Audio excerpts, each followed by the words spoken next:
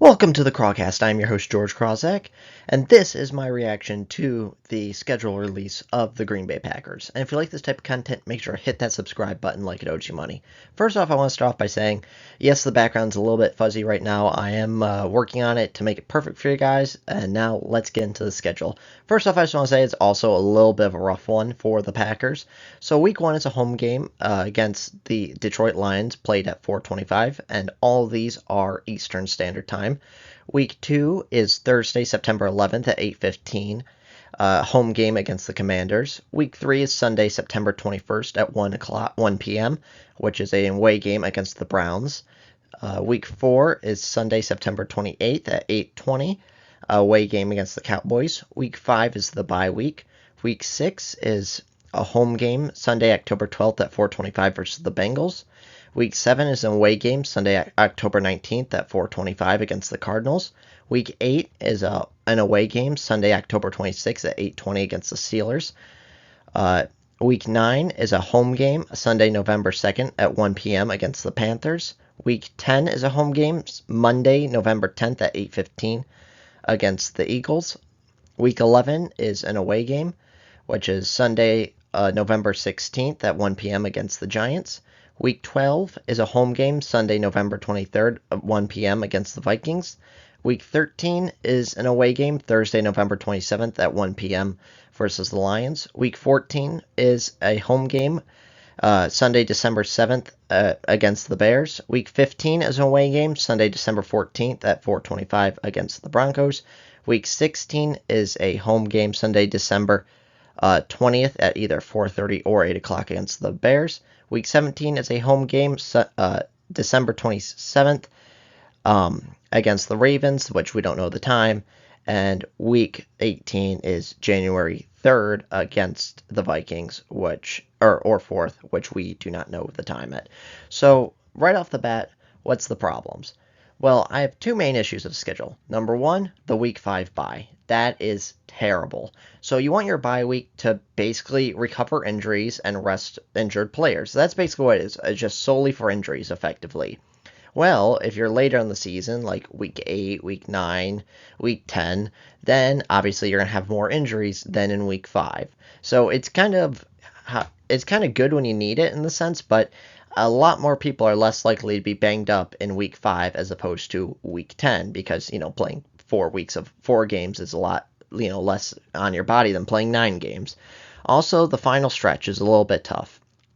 So, how it says, 3 of their last 4 games are away games, which is tough because even though it's great that they're starting out at Lambeau Field, I think everyone's happy because in Matt LaFleur's in the past 8 years and in Matt LaFleur's career, he has never started a game at Lambeau Field.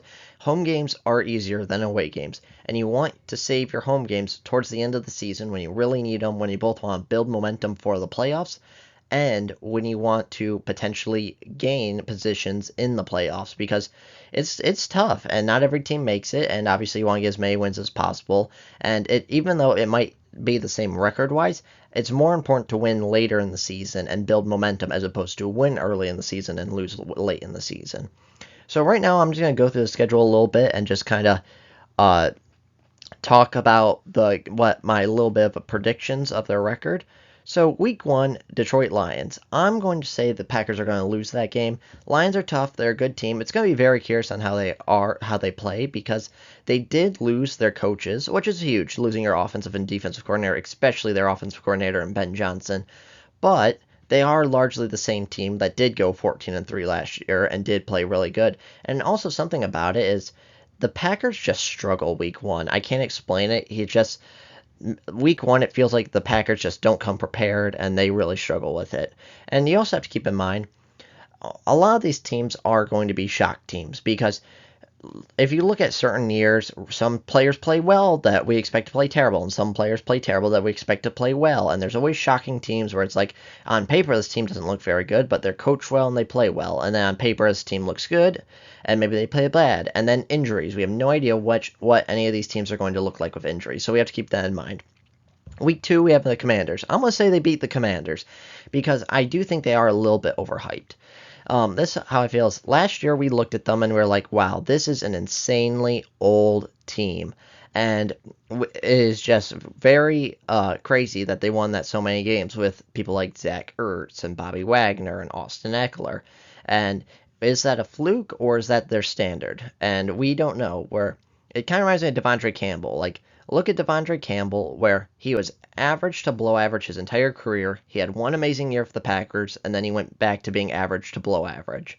And so that's how I feel that it can be with the Commanders, where typically old teams don't work, and then all of a sudden 1 year it did, and do you expect them to keep that high consistency the same year over? And also rookie quarterback. Jaden Daniels played great for a rookie last year. And also, we see a lot of times where rookie quarterbacks play great their rookie year, and then they completely fall off and play terrible. Like, look at C.J. Stroud. Yes, he made the playoffs, but they did not make the playoffs because of him. C.J. Stroud did not play well last year after having a very good rookie year. So, I'm going to say they beat the Commanders.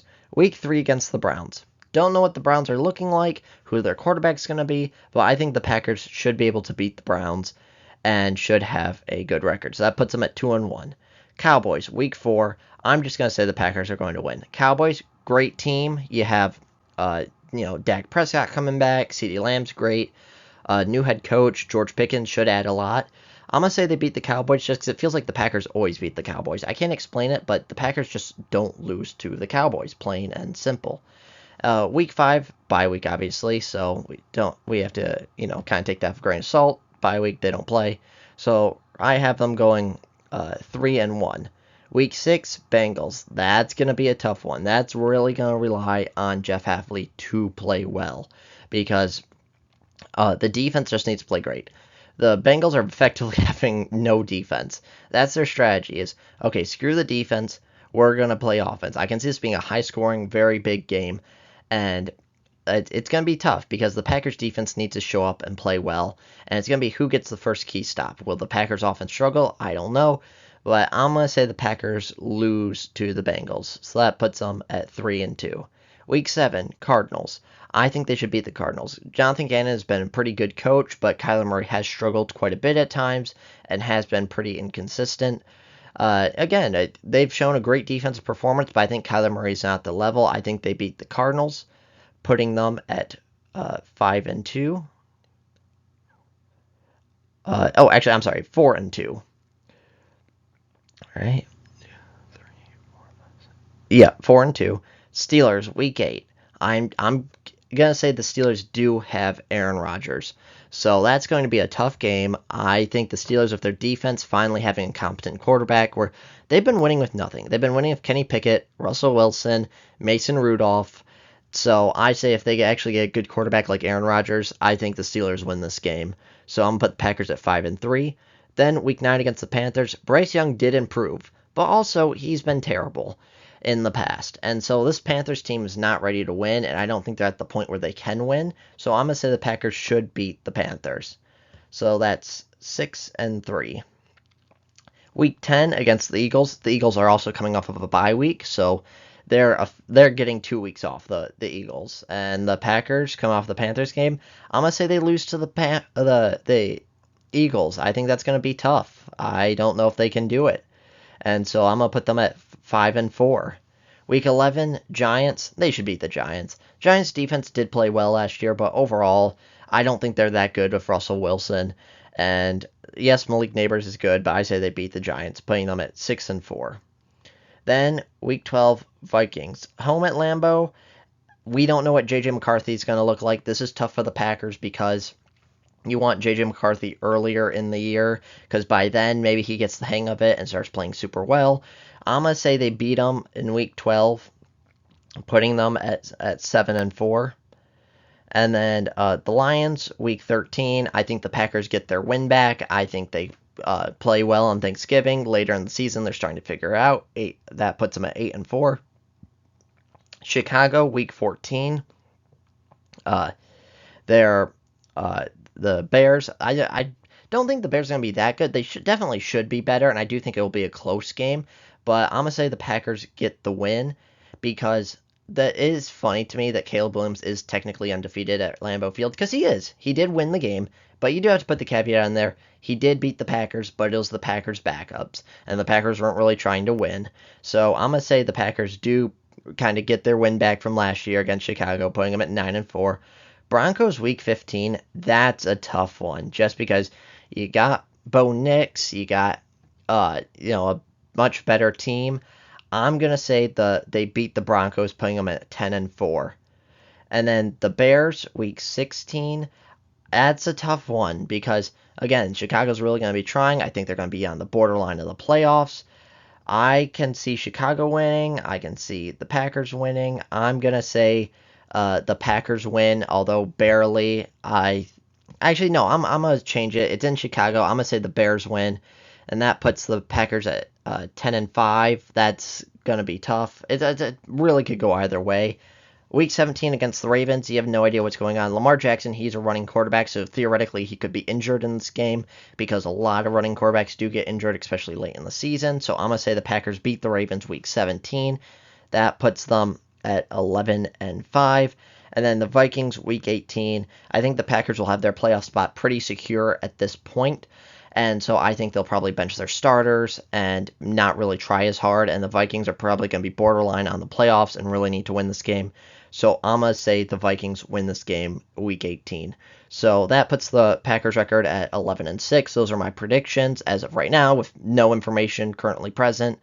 And so it'll be interesting how it goes. And then also I want to address the wide receiver issue with Jayden Reed. I see a lot of people talking about what's going on with him because he did meet with Brian Gutekunst to talk about his membership or him being the number one receiver. I don't think that's in doubt. I think he is clearly the number one receiver. He is the only receiver that has a connection to Love out of like the new guys. And I think he's still going to be the number one receiver. And then regarding Doubs, I think Romeo Doubs is going to get traded. I truly believe that because if you look at the wide receiver room, a couple people have to go. Jayden Reed, his spot's locked in and safe. Matthew Golden, just drafted him in the first round. His spot's locked in and safe. Xavier Williams, he's the one I'm most looking forward to because the Packers are missing that big body jump ball receiver. And they drafted him in the third. His spot's safe. So you look at Dontavian Wicks, he's probably safe. That one's a little bit on the fence. And then Romeo, so you have to look at Bo Melton. No team's going to want to trade for Bo Melton.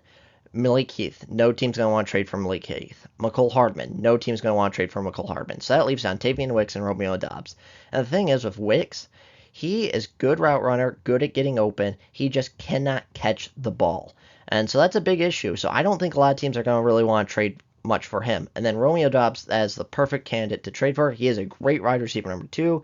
He is pretty good at catching, although they did have quite a bit of drops last year. And overall, I think he is going to be the odd man out where it's like, okay, at least we can get something for him if he leaves. And also, I want to point out is Reed, and also Doubs had that issue with competing for targets last year where even though I think he was like second on the team in targets, he was just kind of angry to the point where he was missing practice and got suspended over it. And you see now he's going to be, Reed is the number 1. Golden will probably be the number 2, and so he's going to be battling out with Savion Williams for that number 3 spot. And I just don't think he's going to like that the way he was and the way he acted previously. So I do think he is most likely going to get traded. So those are my thoughts on the Jayden Reed situation and the Packers schedule. Let me know your thoughts in the comments below, and if you like this type of content, make sure to hit that subscribe button like it owes you money, and I'll see you on the next one.